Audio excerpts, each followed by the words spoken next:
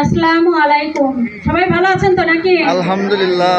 আমরা আজ থেকে অনেক অনেক ধন্যবাদ জানাচ্ছি সাইদুল ভাইকে এত সুন্দর একটা উঠোন বৈঠক আয়োজন করার জন্য। আপনাদেরকেও অসংখ্য ধন্যবাদ, এত গরমের মধ্যে কষ্ট করে বসে আছেন। আমরা 17 বছর অনেক কষ্ট করেছি, অনেক নির্যাতিত হয়েছি।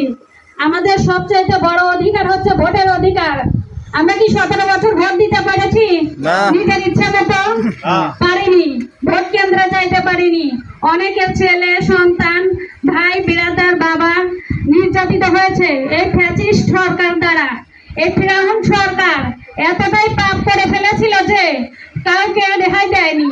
গুম খুন হত্যা নির্যাতন কত কিছু করেছে, আয়না ঘরে রেখেছে, কারণ লাশ পর্যন্ত খুঁজে পাওয়া যায় নাই।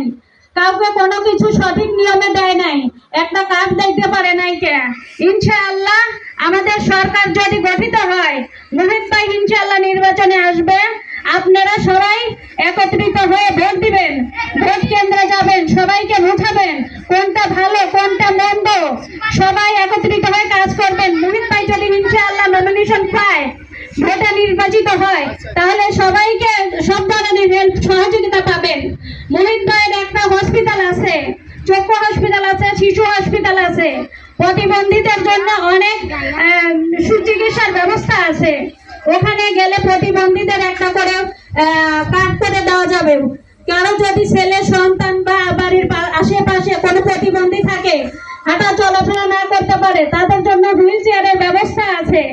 বিএনপি যদি ক্ষমতায় আসে ইনশাআল্লাহ সবাইকে একটা করে আমাদের তারেক রহমান ফ্যামিলি কার্ড করে দিবেন। ওই ফ্যামিলি কার্ডে আপনারা চাউল ডাউল রেশন সবকিছু সুযোগ সুবিধা পাবেন। প্রত্যেকটা ফ্যামিলি